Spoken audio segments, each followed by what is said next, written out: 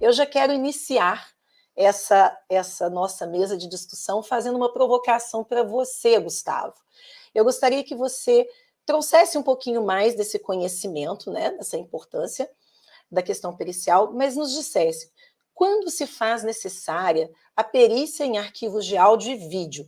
Obrigado pela oportunidade de falar um pouquinho sobre esses temas, que são bem relevantes e que estão ficando cada vez mais difíceis.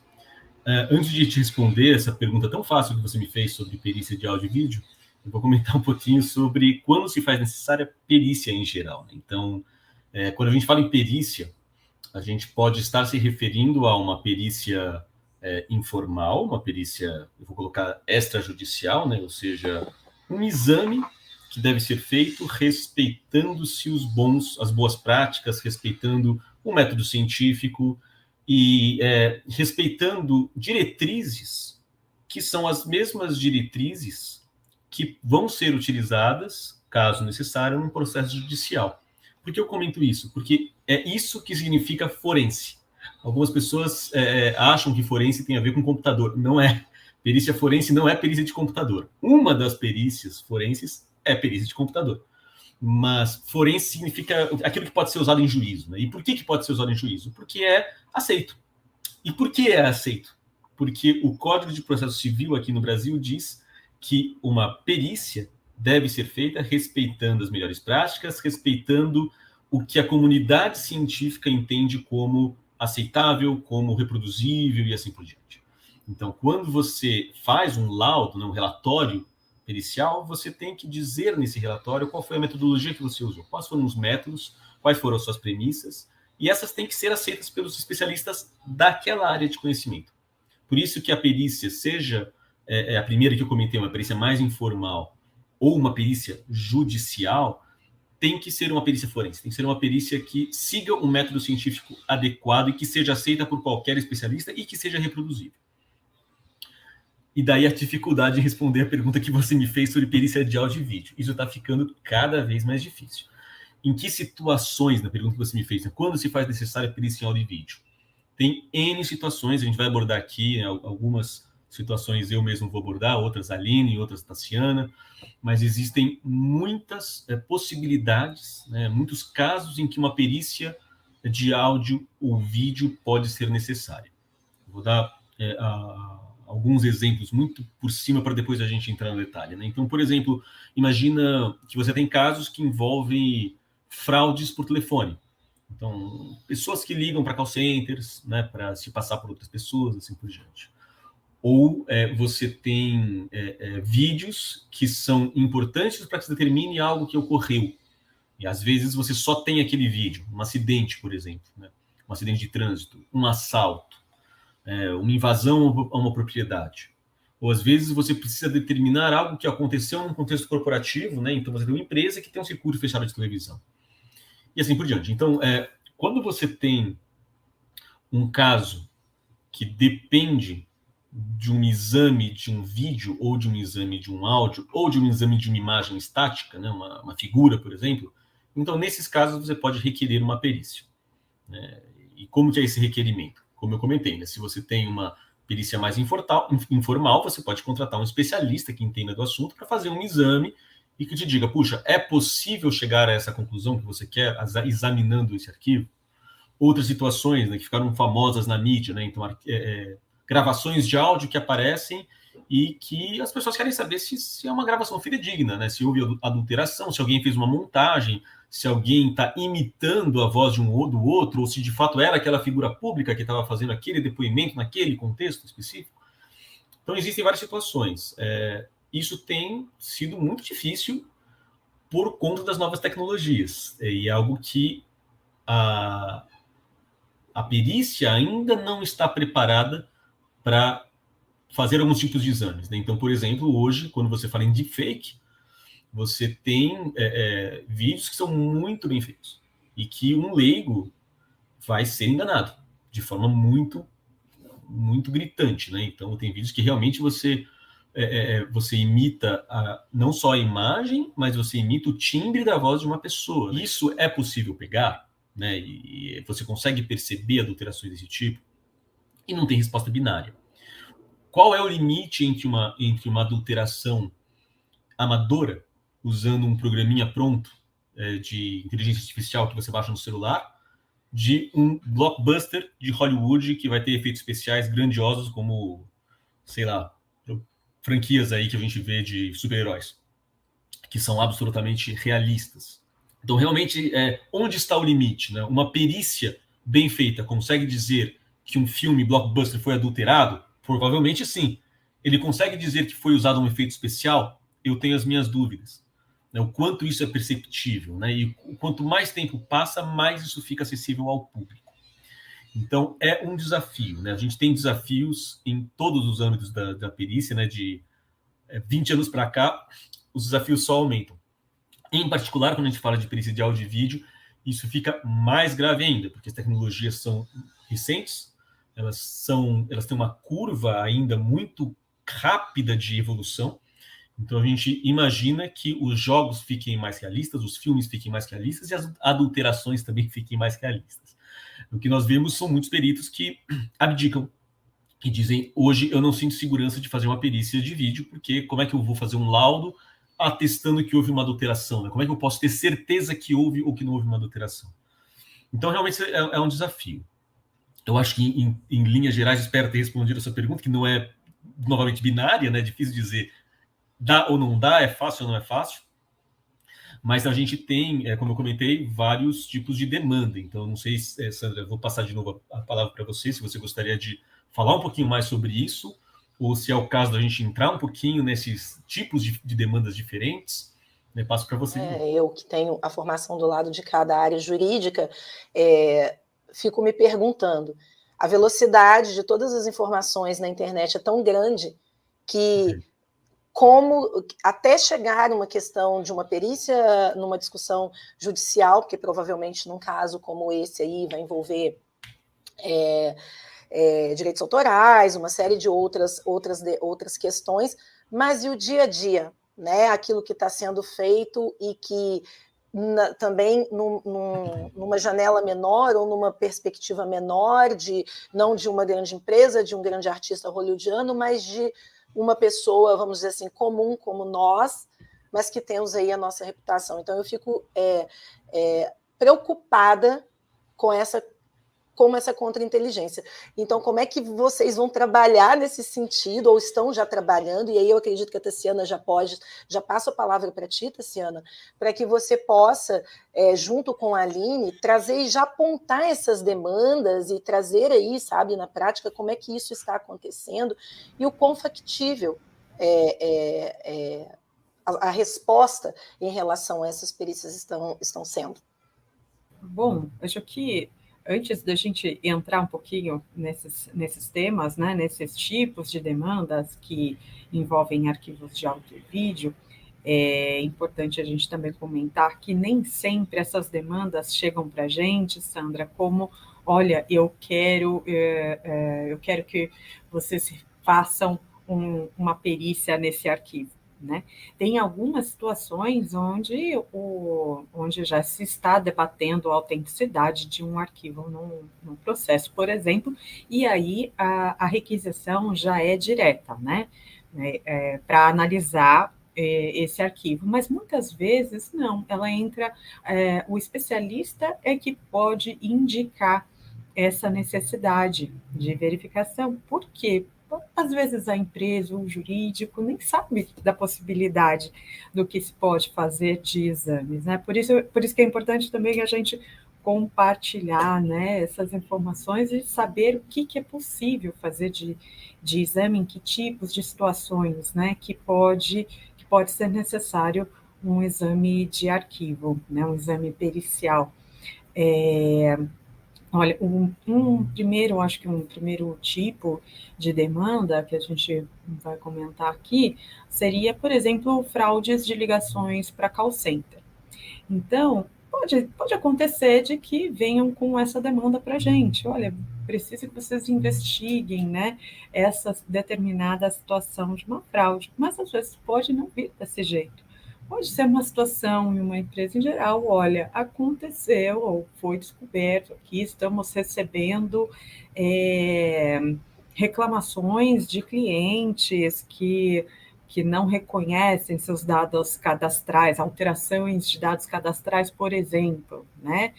E aí a gente vai sugerir algumas linhas de investigação que pode incluir, por exemplo, a análise de dados de ligações de call center, né? Porque pode ser uma das fontes de uma fraude. O que pode estar envolvido ali? Desde registros mais telemáticos, né?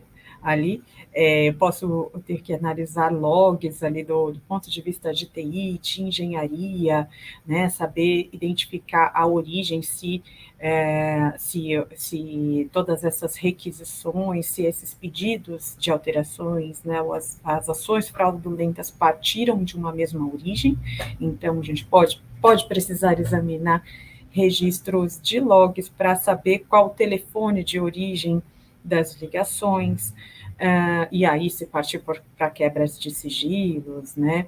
Enfim, pode ser necessário, nesses casos também, análise do arquivo em si, né, da chamada, e aí onde entraria, por exemplo, exames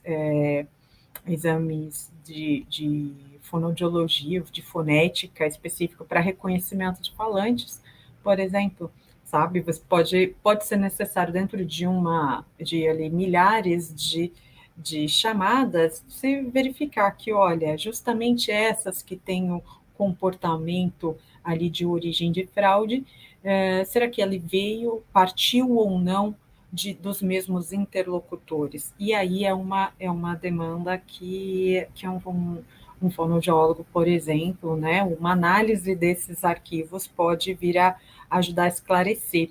Aí até a Aline quer falar um pouquinho sobre isso, eu passo a bola para a Aline.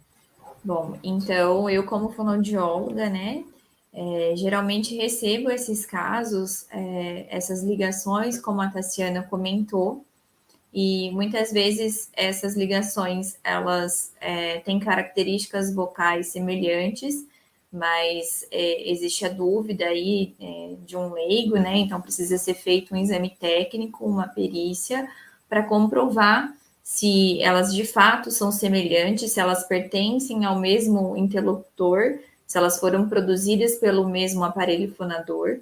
Então, eu como fonoaudióloga faço esse tipo de análises nessas diferentes ligações, como esse exemplo que a Tassiana está dando, e aí, a partir disso, comparo essas vozes, essas amostras de vozes, para dizer se elas foram feitas, se elas são provenientes da mesma pessoa ou não. E aí, esse resultado dessa análise vai colaborar com esse resultado geral da perícia, né? E, consequentemente, na investigação, no processo. Então, nesses casos, é feita uma comparação de voz nessas diferentes amostras de ligações desses call centers. Vocês se deparam muito, pelo menos é o que mais tem se noticiado nos últimos tempos, essas questões dos call centers, mas muito ligados com as instituições financeiras, a oferta de empréstimos, a ligação, às vezes, de dentro da própria agência bancária, e aí depois uma segunda ligação para aquele cliente, já para que eu particularmente vivenciei isso, né, uma fraude nesse sentido com um cliente, e aí a outra ligação já era de uma pessoa com a voz similar, parecida, com as mesmas informações, que ali induziu a erro, e aí houve toda uma operação e um prejuízo ocorrido. Queria que vocês nos trouxessem, isso tem sido uma frequência muito alta, mais ligada às áreas financeiras, ou não? Existem outras áreas que são mais... Também, né? A gente pode falar de parte financeira, Sandra, não só instituições bancárias. Por exemplo, esses registros de milhagens, por exemplo. Também a possibilidade de alterações cadastrais, ou também cadastros para compras. A gente também já se deparou com isso compras que são feitas em determinado site, ou uma empresa, né? Mas é feito pelo call center, por ligação, dando os dados de outra pessoa. E aí pode não ter o reconhecimento, né? Pode ter ali o questionamento de uma dívida e ser necessário o exame dessa gravação, né, do pedido de compra, para saber se era a mesma pessoa ou não que solicitou esse pedido. Até mesmo, por exemplo, você pode ter questionamentos de pedidos de serviços em telefonias, né? Olha, eu quero mais uma linha telefônica no meu nome e passar os dados de uma pessoa, e pode ser necessário isso também, tá? Então, acho que tudo que possa envolver gravações, né, pedidos, que possa envolver dinheiro, é utilizado aí para fraude e pode ser um objeto de perícia, Sandra. Lembrando que é muito, muito fácil, né, esse acesso, essa confirmação de dados feita pelo telefone. Então, realmente é fácil para fazer uma fraude nesse sentido. E aí a única forma que a gente tem, de repente, de comprovar isso é fazendo um exame de comparação de vozes, quando a pessoa ela nega que não é ela que fez. Então, é muito importante esse exame para poder determinar, dar essa resposta aí dentro desse processo. Nós temos alguns casos, né, a gente vê que, como disse Tassiana, né, tem N tipos de empresas que isso pode ocorrer, e como hoje grande parte das transações acontecem via internet, então qualquer empresa pode estar sujeita a isso, né?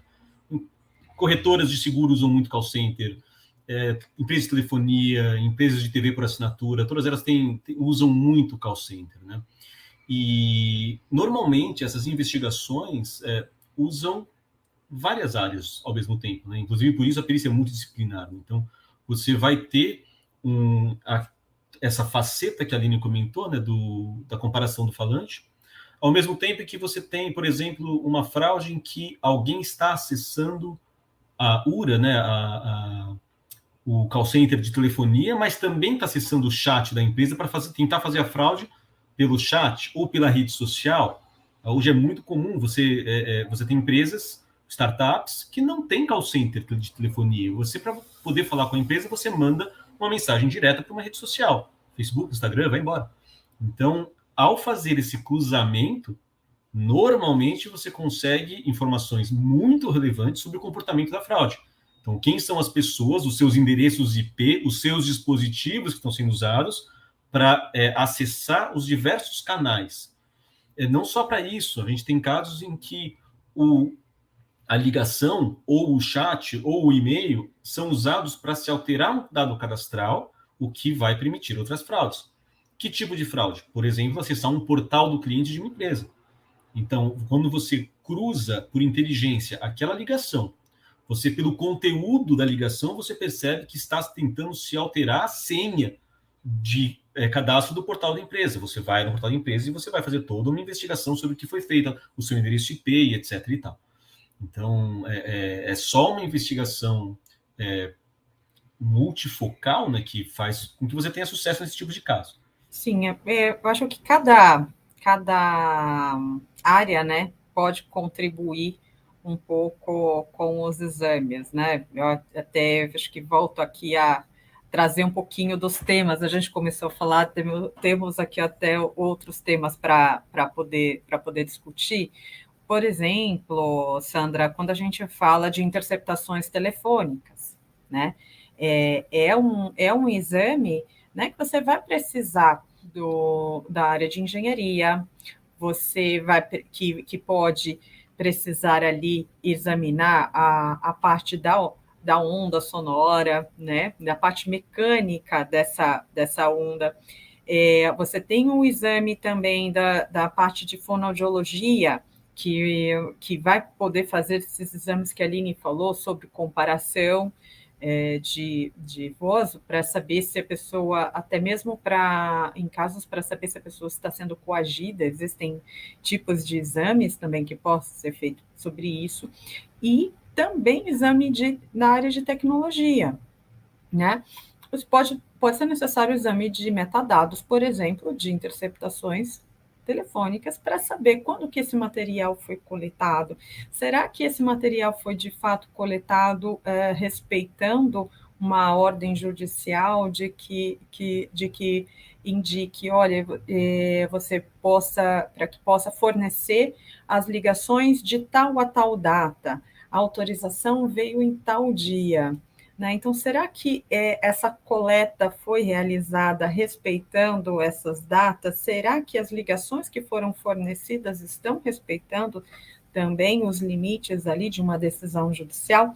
Então, veja, os exames podem abranger aí diversas áreas, às vezes linguística também, né? Nós comentamos mais cedo, linguística também pode ser necessário. Então, assim, pode envolver uma gama aí de profissionais, um pouco mais de engenharia. Gustavo, comenta um pouco sobre exames automobilísticos, por exemplo, os de acidentes. Uhum. Só voltando um pouquinho, só para eu aproveitar essa questão que você comentou de interceptação telefônica, olha quantas coisas estão envolvidas, né? Então, hoje, isso mudou muito, na verdade. Interceptações podiam ser feitas de várias formas há 30 anos atrás. Até o rapaz no poste, né? Ia lá no poste e fazia um grampo no poste. Hoje as coisas mudaram. Mas existe, como a Tassiana comentou, uma forma adequada e juridicamente adequada e tecnicamente perceptível, né? Então, os equipamentos que são usados para fazer uma interceptação telefônica operam de uma forma conhecida, né? Então, você, ao receber o produto de uma interceptação telefônica, você tem um tipo de formato específico de arquivo, você tem metadados que são informações sobre os dados, né? Então, você vai ter, por exemplo, a informação de qual foi a linha telefônica que ligou para qual linha telefônica, em que data isso ocorreu, quanto tempo a ligação demorou, qual foi a antena, a ERB, né? A antena de celular que ele estava conectado, se for aplicável, às vezes geolocalização. Então, existem muitos dados que têm que ser consistentes. E aí, quando você vai se debruçar sobre o tecido sonoro, que é um exame de engenharia, aquilo também tem as suas particularidades, as suas especificidades. Dá um exemplo muito simples para o público. Se eu gravo uma live como essa, né, eu vou ter uma característica sonora de uma determinada maneira, porque eu estou numa transmissão ao vivo, que é diferente se eu estiver num estúdio gravando num equipamento de alta qualidade, alta definição, que também é diferente de se eu estiver numa chamada telefônica, porque eu preciso economizar bateria, eu preciso economizar banda, né, eu preciso cortar coisas que eu sei que o outro lado não vai ouvir, porque ele vai passar pelo sistema de telefonia. Então, muita coisa é cortada no meio do caminho. E se eu recebo um produto de uma interceptação telefônica que não tem essas características? Então, peraí, isso não foi tirado de uma interceptação telefônica, isso veio de algum outro lugar? Ou se eu faço o exame e cruzo com os metadados fornecidos pelo operador e descubro que naquele momento não foi esse número que ligou para o outro, ou não teve aquela duração, ou aquela ERB aquela antena não é a antena que foi dita naquele momento. Então, a multidisciplinaridade que você comentou, Sandra, é importante para você poder, inclusive, encontrar inconsistências. Tudo tem que bater, né? Tudo tem que fazer sentido. A Tassiana comentou agora sobre outros tipos de caso, por exemplo, de acidentes automobilísticos, né? E aí você pergunta o que uma perícia de áudio e vídeo tem a ver com um acidente automobilístico. Tem tudo a ver, porque você tem hoje, e aí eu vou comentar não apenas de São Paulo ou Brasil, né? Ao redor do mundo, a tendência é você ter redes integradas de segurança pública. Londres, por exemplo, isso é claro, né? Então você tem uma rede de câmeras de segurança que podem ser compartilhadas com diversas autoridades. Aqui no Brasil é diferente? Em vários países, cada um tem a sua regra, e isso muda também, né? Isso vai sendo implantado aos poucos, mas é uma tendência. Em vários países isso é feito. Aqui no Brasil, por exemplo, você tem câmeras das concessionárias de estradas, de rodovias. Você tem as câmeras na cidade da CET, aqui quando a gente fala de São Paulo. Você tem câmeras de condomínio particulares, né, de condomínios comerciais, de casas residenciais particulares, assim por diante, de portarias de condomínios, e por aí vai. Então, se acontece um incidente, essas câmeras, em conjunto, são uma fonte preciosíssima de informação. Como você vai saber, por exemplo, se um carro fez uma conversão proibida, se ele estava na velocidade adequada, se ele fez, se houve uma falha mecânica perceptível, né, visualmente perceptível. Então, ao buscar essas fontes de informação, você consegue, inclusive, determinar cálculos, fazer cálculos matemáticos e físicos que determinem, por exemplo, a dinâmica do incidente. Coisa que, se você não tiver um exame, um arquivo de áudio ou de vídeo, você perde isso, né? Então, você imagina que teve um acidente numa estrada, a perícia vai vir, né, a polícia vai vir e vai fazer um relato sobre aquilo que ela encontrou. Muitas vezes, o local do acidente não é mais o local de quando ocorreu o acidente no momento em que a perícia chega, porque as pessoas mudam as coisas de lugar, por N razões e das mais válidas possíveis, né? Então, uma motocicleta que foi no meio da via vai causar outros acidentes, né? A pessoa que está lá no meio da via tem que ser retirada, deve ou não deve ser retirada, e aí, às vezes, as coisas acontecem de forma razoável, às vezes o público não sabe qual a melhor forma de agir e mexe no incidente, às vezes o próprio envolvido, né? Puxa, eu vou tirar o carro daqui, não vou deixar o carro aqui no lugar, vai lá e tira o carro de lugar. Então, tem N situações em que o cenário, no momento da documentação pela força policial, a tomada de fotos e assim por diante, não é mais o cenário original. Isso é importante? Muito importante. Por exemplo, existem cálculos que levam em consideração qual foi o trajeto feito pelo veículo desde a colisão até o seu repouso. Então, eu preciso entender quantos metros ele foi arrastado, onde ele parou, qual ângulo ele fez em relação ao que ele vinha anteriormente, qual foi a deformação sofrida no veículo. Então, se eu tiro o carro de lugar, ou mesmo se eu viro ele de lugar, eu já não tenho mais condições de examinar de forma assertiva o incidente. E um exame de áudio e vídeo vem muito a calhar, né? Então, você, ao examinar a imagem, você sabe o que aconteceu normalmente de vários ângulos diferentes. Às vezes, quando a gente fala de estradas, por exemplo, é comum que você, inclusive, compare imagens de várias câmeras da rodovia, para que você saiba, ele estava acima do limite permitido, isso aconteceu por alguma coisa muito específica nos últimos 100 metros, ou ele já vinha acima do limite nos últimos 5 quilômetros. Então, é muito importante esse tipo de exame. Se ele estava em aceleração ou não, né? Diminuindo a velocidade. E tem casos em que, para você poder fazer isso, você depende de pontos que sejam reproduzíveis, né? Então, imagina que eu preciso calcular a velocidade de um veículo vendo um vídeo. Mas como é que eu faço isso? Eu posso usar um vídeo que vai me ser enviado pelo advogado que teve acesso oficioso, né, por boa vontade de um condomínio. Então, imagina que o advogado foi até o condomínio, pediu de joelhos para eles darem a imagem, alguém levou ele a uma salinha que tem um monitor, deu play no vídeo e falou, tá aqui, essa é a sua chance. Então, o advogado sai correndo, pega o celular e filma o monitor do computador que está dando play numa imagem original e manda para eu avaliar a velocidade. Olha quantos fatores tem, né? Eu tenho o tremor e o movimento da mão da pessoa que filmou a tela. Eu tenho uma característica técnica importante, que é quantos frames por segundo aquele vídeo tem. Porque para calcular a velocidade, eu tenho que saber a distância que o carro percorreu pelo tempo. Então, como é que eu sei o tempo? Eu vejo quantos frames se passaram entre a posição A e a posição B. E eu sei que são 30 frames por segundo, então se eu tenho 30 frames, se passou um segundo. E aí eu consigo calcular isso.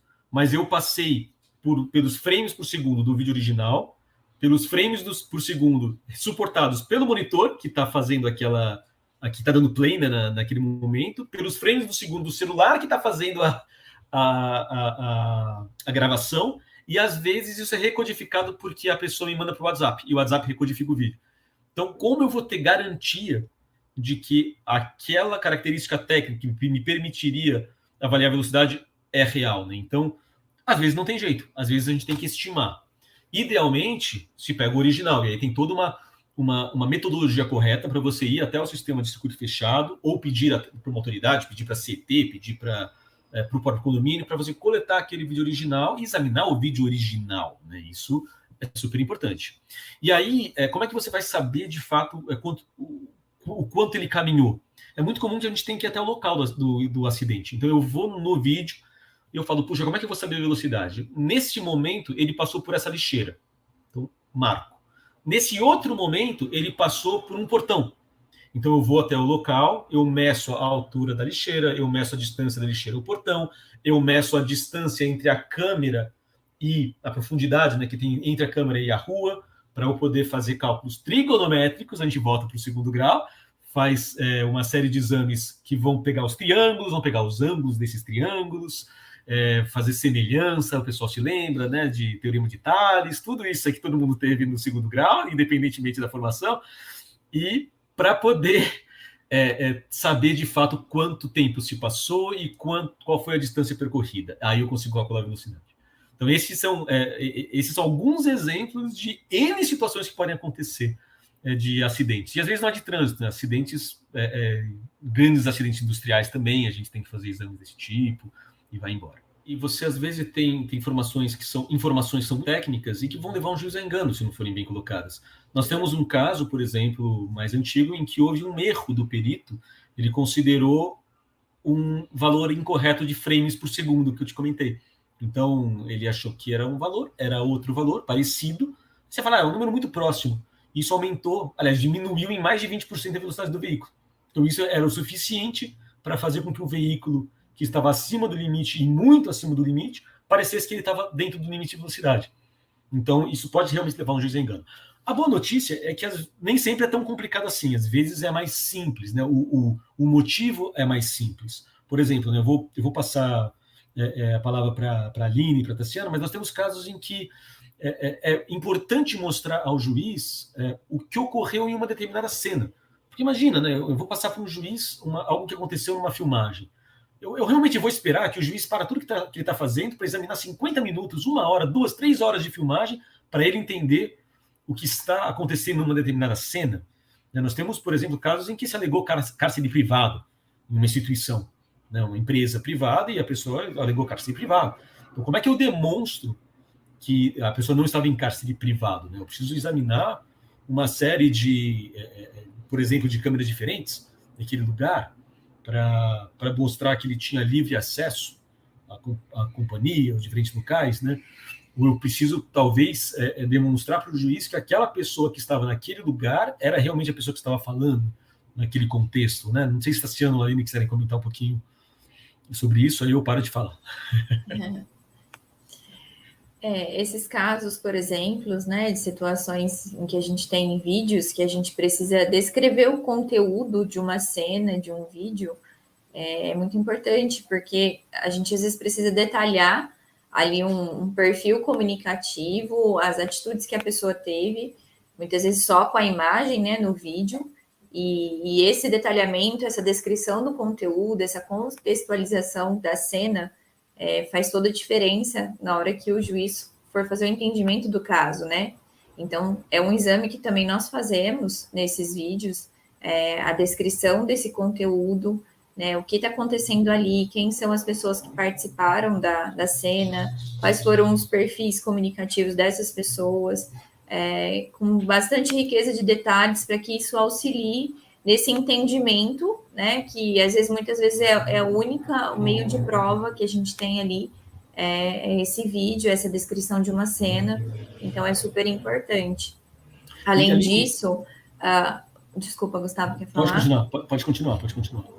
Além disso, às vezes a gente tem também que fazer uma análise facial de uma pessoa, né, que isso também é um tipo de exame que nós, fonoaudiólogos, fazemos, para dizer se de fato essa pessoa era a pessoa que estava ali naquele vídeo, que está sendo acusada, né?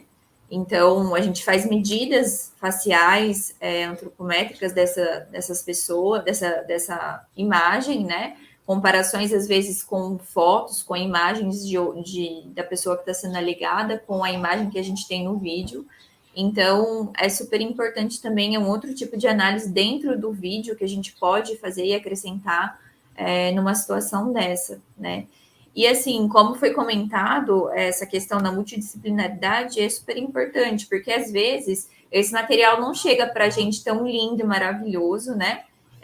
Às vezes é um material com uma imagem muito ruim, ou um áudio muito ruim, então a gente vai juntando informações, né? Eu, como fonoaudióloga, faço minha análise e isso vai juntar com outras análises da equipe e a gente pode discutir esse caso para somar essas informações e chegar num resultado aí mais fidedigno. E eu acho que isso que é o interessante da atuação multidisciplinar, porque a gente tem diversas áreas aí, cada uma contribuindo, né, com o seu conhecimento, e isso vai se somando para que a gente possa ter um resultado mais robusto para apresentar num laudo, num parecer técnico. Aline, sobre isso que você estava falando, me veio aqui também aquelas situações onde é necessário ver por quanto tempo os interlocutores, né, tem de fala, né, quando a gente avalia assim, olha, a pessoa pode estar sendo induzida ou pelo tempo de fala, ou ainda também por frequência. Você pode comentar um pouquinho para a gente? Só porque eu lembrei aqui, a gente conversando.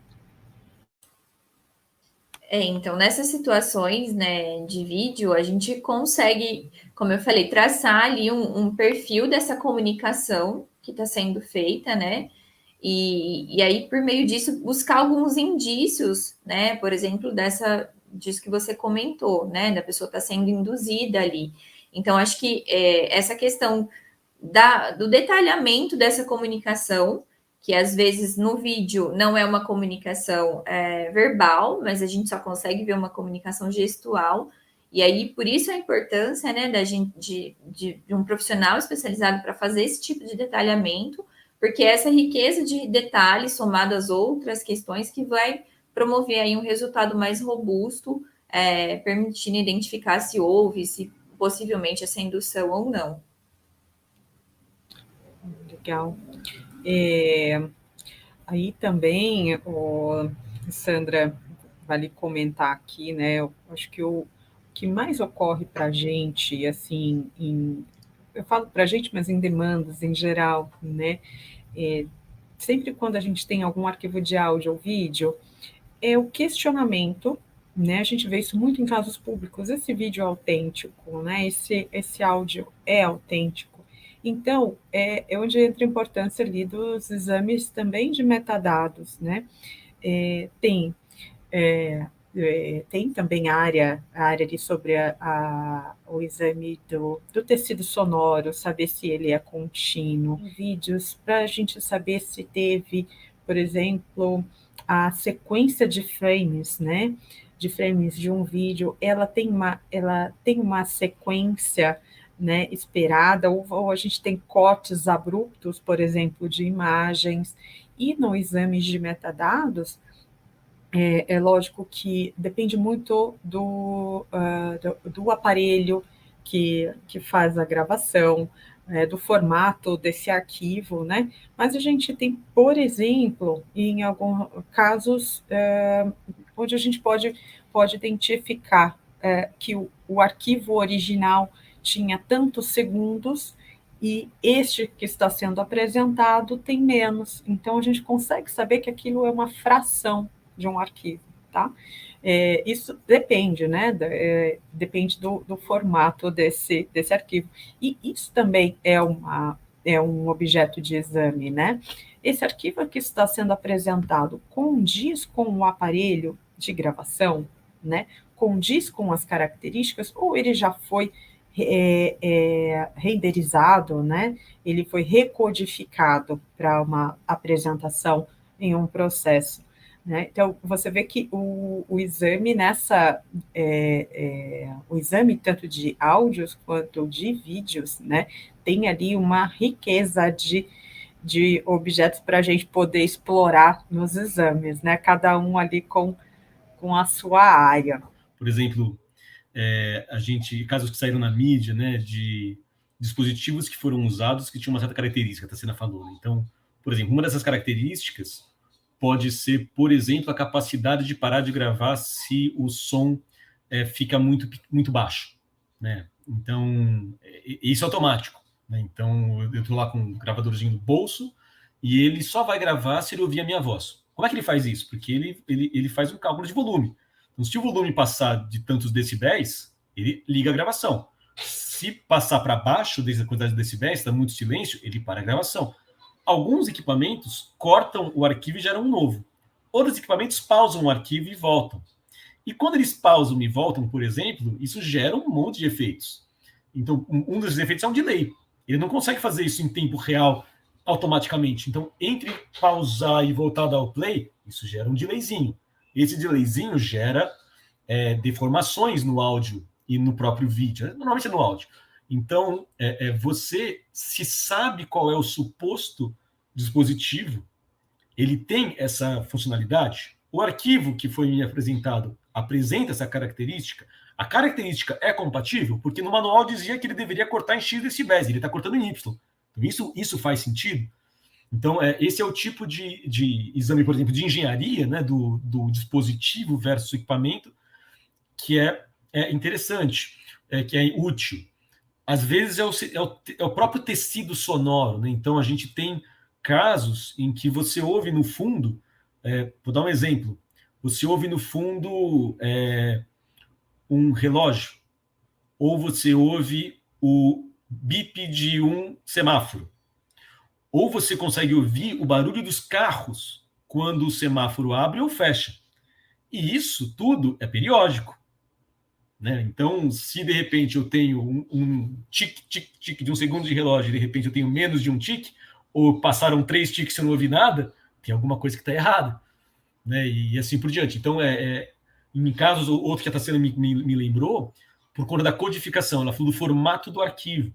Então, tem formatos, aí você tem AVI, MKV, .mov, .mp4, cada um deles tem uma característica diferente. Às vezes, você tem cabeçalhos escondidos no meio do arquivo que o leigo não sabe que existem. Mas você vai lá e tem um cabeçalhozinho que diz, olha, o próximo segmento de vídeo tem que ter essas características. Eu tenho 1 segundo de vídeo com essas características, começa em tal lugar, termina em tal lugar. E eu tenho isso, sei lá, de 1 em 1 segundo, de 10 em 10 segundos, de 20 em 20 segundos, depende. E aí, quando eu examino esses cabeçalhos, a soma desses cabeçalhos tem que bater com o meu cabeçalho do começo do arquivo. Se ele não bate, é porque tem alguma sacanagem aí no meio. Ou algum problema, né? Vai que corrompeu o arquivo, né? Não vou acusar ninguém, o arquivo corrompeu. Mas é um indicativo de que não está tudo correndo como deveria ocorrer, num caso em que não há absolutamente nenhuma adulteração, que o arquivo é absolutamente fidedigno, né? Então, às vezes você tem o ponto de vista DTI, quando a Tassiana fala de metadados, do arquivo .avi, você tem o exame de engenharia, quando eu vou ver qual é o dispositivo que foi usado para gravar, qual foi o dispositivo que foi usado, a rede que foi usado para transmitir, qual foi a característica física daquele áudio, daquele vídeo. Eu tenho a visão da fonoaudiologia, então é muito rico, né? Tem várias linhas diferentes e é muito rico. É a mesma coisa. Desculpa, Aline. Só para pegar o gancho aqui da aplicação disso que o Gustavo falou, já volto para você, Aline. Sobre em áudios, né? Da mesma forma que há cortes de acordo com os decibéis, para exames para gravações de vídeos também, de acordo com o movimento. Então, você imagina, por exemplo, em algum suposto caso, está se discutindo sobre a empresa ter ou não ter entregue os vídeos de determinada câmera e em determinado horário. Mas se não houve, se ela grava por movimento, e se não houve movimentação, ela pode não ter esse arquivo naquele determinado horário. Então, aí é necessária uma perícia para ver se, então, para verificar toda a dinâmica das outras câmeras, né? As câmeras adjacentes ali, verificar toda essa movimentação de cena. E saber também, né? Saber se o próximo vídeo, né, ele tem a sequência, ele está na sequência, né, de dados de gravação, ou houve ali, aí é um exame até um pouco mais do dispositivo de armazenamento de dados, né, saber se há alguma o vídeo anterior, ele está no local de armazenamento anterior mesmo, imediatamente anterior, ou tem alguma uma lacuna de dados ali, né? Então, ele também é aplicado para isso. Aline, desculpa, pode falar. Imagina. Eu queria só complementar, porque muitas vezes isso pode ser nem ser o objetivo inicial da perícia, essa identificação de uma adulteração. Às vezes um arquivo chega para uma transcrição ou para uma descrição de conteúdo, e aí esse olhar atento na hora de fazer o exame pode identificar algum indício, né? Por exemplo, uma transcrição de um áudio, um ruído ali que não faz parte daquele contexto, ou uma quebra na linearidade do discurso, que ali não tem uma coerência, e aí ser um ponto de partida aí para um exame mais detalhado da onda sonora, né, envolvendo a engenharia, ou mesmo quando é um vídeo, né, estou fazendo uma descrição de conteúdo e aparece ali uma cena que não faz muito sentido, né, eu acho que esse olhar atento aí na hora de fazer esse exame é super importante, e ter essa questão da atuação, novamente, da atuação multidisciplinar, desse olhar multidisciplinar, ele leva aí a outras necessidades, outros tipos de exames, que às vezes, se for, né, a pessoa for fazer apenas a transcrição e não se atentar a esses pontos, pode passar desapercebido e aí perder essa oportunidade de esclarecimento disso. Existem, até esse gancho, existem situações, a Aline comentou, né, que às vezes você não sabe que você vai precisar de uma perícia desse tipo. Então, existem situações em que, por exemplo, uma foto ou um vídeo são apresentados, né, e aí, quando você, por um determinado motivo que não é a perícia daquela imagem, daquele vídeo, aquilo pode ser juntado, por exemplo, para ilustrar uma situação que a parte tem interesse. E, às vezes, acontece de você conseguir informações daquela imagem que provam que houve algum tipo de adulteração ou algum tipo de irregularidade. Então, por exemplo, existem tecnologias que foram desenvolvidas por instituições militares, depois foram a público, né, foram liberados comercialmente, para você tratar uma imagem de forma a reduzir o que está do outro lado de um vidro e aumentar as características do reflexo. Tem, por exemplo, uma tecnologia que chama Retinex para você fazer isso. Então, você trata essa imagem de forma a diminuir a transparência. E aí você vê o reflexo. Então, em N situações, a gente vê que um exame cauteloso, um exame cuidadoso daquela imagem, que às vezes não era nem o foco, pode te dar uma informação de que houve uma irregularidade, porque a pessoa que está batendo a foto saiu no reflexo, por exemplo.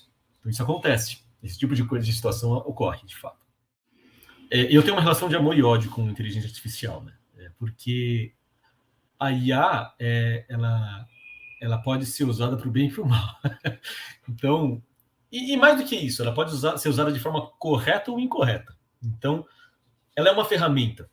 Ela não é mágica e ela não substitui um profissional. Eu estou falando de perícias, né? Então, uma IA pode fazer o bom trabalho de uma pessoa em N situações, né? Não nego. E eu acho que isso é esperado, né? Inclusive, trabalhos que são mais, talvez, mecânicos, são aqueles primeiros que são substituídos pelo computador, né? Conforme você vai precisando tomar decisões, você precisa de uma inteligência, e aí a IA vai aumentando, vai melhorando, né? Acho que está longe de substituir em qualquer situação, está muito longe. Mas existem situações e situações. Então, por exemplo, a IA, ela pode ser usada para auxiliar uma perícia? Pode, com muita cautela. Por quê? Inteligência artificial normalmente usa o que a gente chama de modelos preditivos, né? Então, são modelos de previsão. O que quer dizer isso? Como é que a IA vai tomar a decisão? Ela vai pensar, puxa, eu conheço como isso funciona porque eu tenho um banco de dados enorme que me diz como isso funciona, né? Então, quando eu vejo uma pessoa que tem uma manchinha preta aqui na cara, a probabilidade de ela ser um homem é maior, porque isso aqui provavelmente é barba. Quando tem alguma coisa ao redor do olho, isso deve ser um óculos. né? E por aí vai. Então, assim, é evidente que eu estou simplificando enormemente o que a IA faz, mas ela usa modelos preditivos para chutar. Então, ela é útil no dia a dia? Claro que é. As primeiras versões de programas que faziam transcrição automática eram péssimas, eram muito ruins. Por quê? Você tinha que, em primeiro lugar, você tinha que treinar o software com a sua voz. Lembra as primeiras versões do Android, né? Quando você pegava o Android, você tinha que treinar, né? Mas parecido. Então, ele tem que reconhecer como é a sua voz. Aí, você tem que calmamente e lentamente, você precisava, na década de 90, você precisava falar aquele texto com uma dicção muito tranquila, e aí o programa, isso pré-inteligência artificial, né? Antes da inteligência artificial, o programa iria fazer um exame literal daquilo que ele está ouvindo e falar, puxa, ele fez CLA. CLA é CL, então aqui tem um CL, né? Aí CLA, pronto. Depois do CL vem um A, isso é CLA. E então ele ia formando letra a letra, fonema a fonema e assim por diante. Hoje, ninguém faz isso. O Google, por exemplo, a Apple, a Siri, a própria Microsoft, a Cortana, né, todas elas têm o seu assistente. Nenhuma delas faz isso que eu te comentei agora. Todas elas usam modelos preditivos. Por quê? Quando você fala que horas são, ele não está preocupado em entender que o E, H-O-R-A... Não é isso. Ele vai ver, puxa, isso, do jeitão que ele falou, é muito parecido com um jeitão que outras milhares de pessoas falaram. Então, provavelmente, ele está me perguntando as horas. E se eu falar... Isso não é só no microfone, né? Isso é usado, por exemplo, na busca. Então, tem vídeos de humor em que você coloca no Google, por exemplo, I will always love you. E aí ele te fala, esse é o vídeo do I Will Always Love You da trilha sonora lá do filme e tal. Então, como é que ele faz isso? Né? Não é mágica, é porque a inteligência artificial pensa, puxa, isso é muito parecido, muita gente faz isso, confunde, ele cruza dados, tem gente que fala, tem gente que procura por imagem, tem gente que procura por texto e procura tudo errado, né? E aí a inteligência artificial vai tratando isso para chegar no resultado. Quando você tenta levar isso para a perícia, isso é muito delicado, porque uma coisa é você ter uma ferramenta forense que vai examinar como as coisas são, o que ocorreu, a evidência que aquilo ocorreu daquele jeito de fato, né? Então isso é uma perícia forense. Eu tenho uma evidência fática. E eu tenho uma ferramenta que me diz, olha, deve ser ele, viu? Porque eu analisei outras tantas fotos e é bem parecido, não deve ser. Então, se um perito desavisado usa um sistema de inteligência artificial e coloca no laudo sem o devido cuidado, ele está validando um sistema estatístico que diz pode ser e ele está interpretando como é. E isso é arriscado. Eu vou sendo muito gentil, isso é minimamente arriscado. Então, tem que se tomar muito cuidado.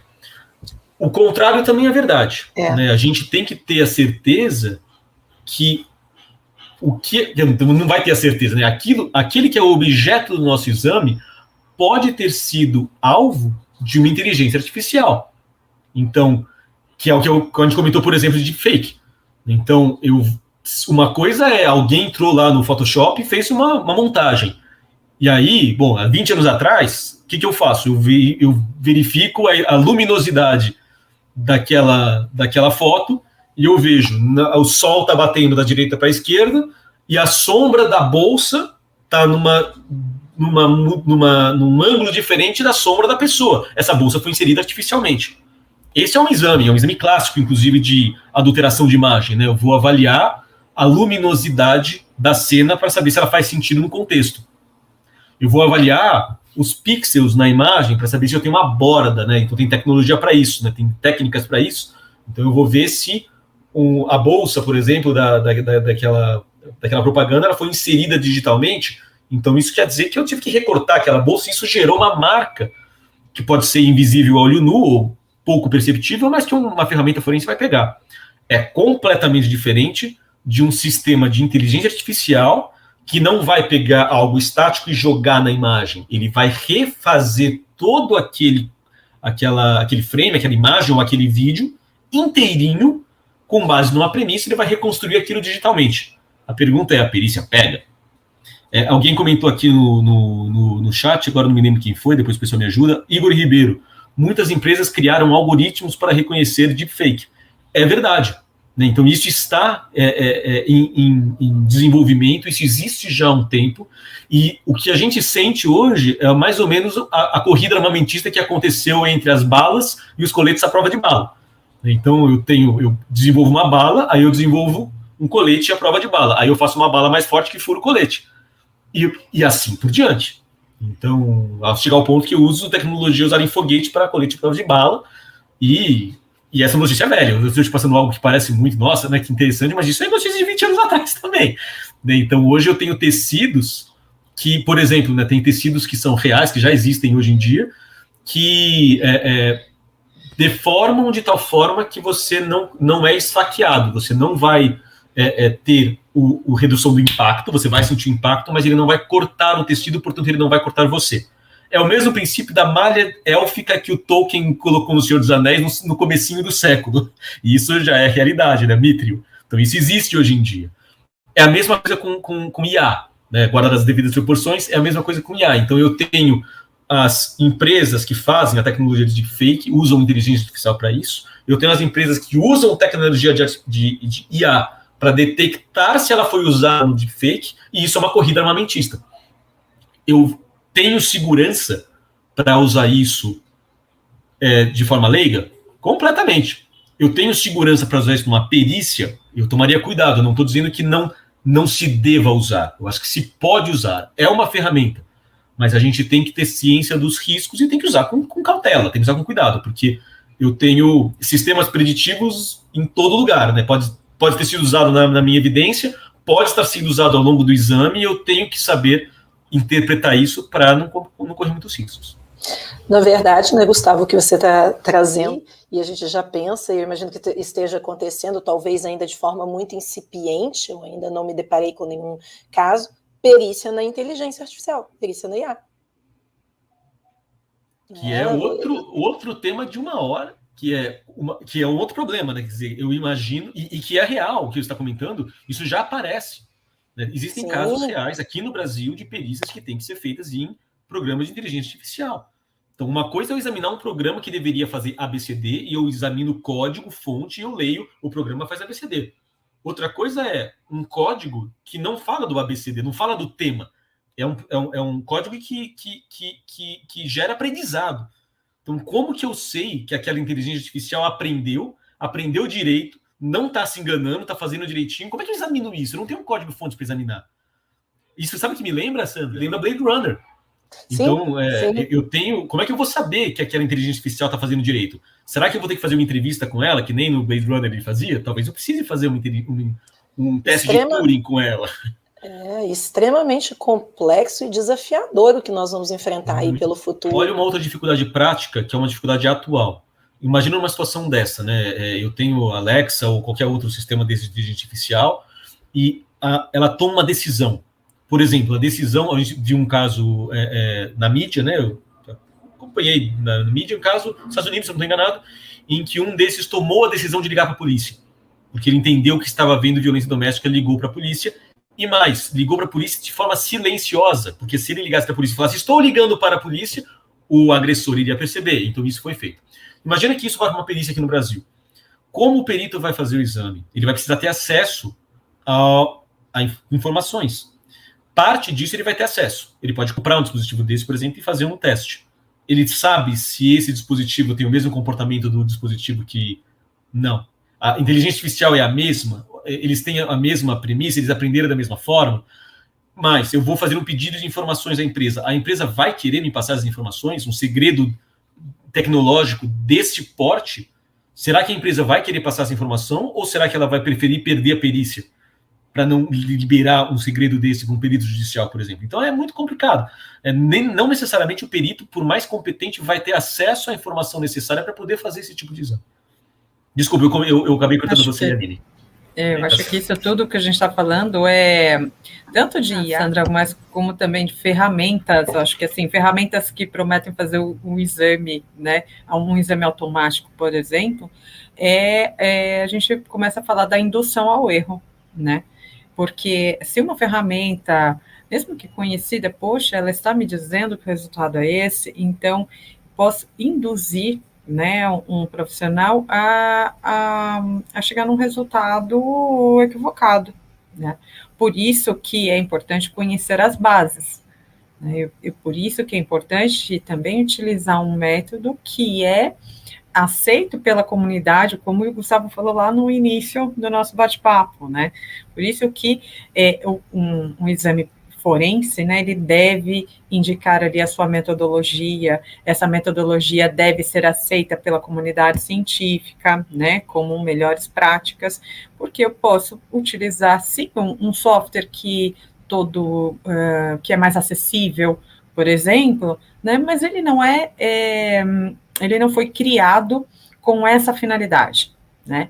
Pode não ter sido criado para a finalidade, uma finalidade científica mesmo, né? E pode causar aí muita indução ao erro. Eu acho que ainda é mais complicado se a gente estiver falando, sabe, por exemplo, em transcrições ou em casos que tem algum questionamento, fulano disse tal frase ou outra frase, né? Ao ouvido de um leigo tem pessoas que ouvem de um jeito, tem pessoas que ouvem de outro. Então, aí um exame da parte de fonoaudiologia, por exemplo, pode auxiliar nessa indicação. Será que uma ferramenta com inteligência artificial, ela, por ter sido treinada quando ela identifica determinado padrão, ela fala X e não Y, ela não pode transcrever errado, então não pode induzir ao erro? Então, por isso que também existem exames aí específicos para esse tipo de situação, por exemplo, né? Aline, pode comentar um pouquinho para a gente? O que eu ia comentar é o seguinte, eu acho que essas ferramentas, elas podem ser úteis, né? Se a gente for pensar, por exemplo, em transcrições de audiências longas, essas transcrições grandes que a gente às vezes tem que fazer, essas ferramentas elas podem ser úteis no primeiro momento em auxiliar, talvez em otimizar o tempo, né, para realizar uma transcrição, mas a gente não pode se basear nisso. Acho que ela não pode ser substituta, por exemplo, de uma transcrição feita por um especialista, por um fonoaudiólogo, né? Como a Tassi comentou, eu posso ter ali vozes parecidas e aí serem atribuídas a pessoas erroneamente, né?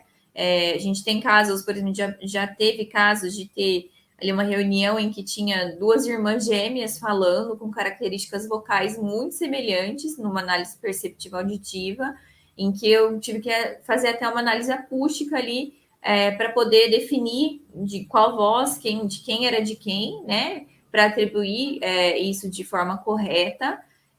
Então, quando a gente usa uma ferramenta, né, a gente pensa em substituir isso simplesmente por um software, ele não vai ter esse conhecimento para poder realizar essa tarefa de forma assertiva, né? Então, eu acho que essas ferramentas elas podem ser úteis para algumas situações, principalmente nesses casos de transcrições grandes, mas para que seja feita uma varredura inicial, e seja trazido esse material para que, então, eu, como fonoaudiólogo, né, trabalhe em cima disso de uma forma mais detalhada, atenta, para que entregue, então, um resultado mais fidedigno. Então, nós, como fonoaudiólogos, né, nós temos aí na nossa grade curricular, lá da graduação, nós estudamos os conhecimentos de anatomofisiologia, né, da produção de voz, de fala, de linguagem, e esse conhecimento específico da comunicação humana, ele é super importante no momento da realização desses exames, né? Diferentemente de um software que às vezes vai comparar alguma característica específica ali, eu tenho um conhecimento global da comunicação humana, de que forma que é produzido esse som, essa fala, de que forma ela é articulada, como é esse perfil comunicativo, né? Quais são aí as características linguísticas, né, que esse indivíduo produz, né? Então, todo esse conhecimento na área da comunicação, ele vai ser bastante útil para que eu possa realizar esses exames, né? Muitas vezes a gente tem aí um material para análise de alguns segundos de uma palavra, né? Às vezes a gente tem um material aí de várias horas de gravação. Então, de acordo com o tipo de material que eu recebo, com a qualidade desse material, eu vou utilizar os meus conhecimentos na comunicação humana, em voz, em fala, em linguagem, para determinar os tipos de exames que eu vou realizar e o que eu consigo o que eu consigo captar dali desse material para poder fazer essa análise, né? Então, muitas vezes, como eu falei, é uma análise de voz, é uma análise de uma vogal, de um fonema, né, que a gente chama. Outras vezes eu tenho uma análise de amostra de uma fala, né, de um perfil comunicativo. Então, eu, como fonoaudióloga, com esses conhecimentos, vou poder fazer um detalhamento melhor dessa situação. E não só como fonoaudióloga, mas também como fonoaudióloga com uma especialização, com cursos na área, porque muitas vezes a gente não consegue ter esse conhecimento apenas na graduação, né? Na graduação a gente tem o conhecimento da anatomia, da fisiologia, mas a aplicação disso na área forense vai exigir um pouco além, né? Eu preciso fazer cursos aí profissionalizantes, especializações na área, para que eu consiga, então, entender como eu posso aplicar esses conhecimentos para a resolução desses casos.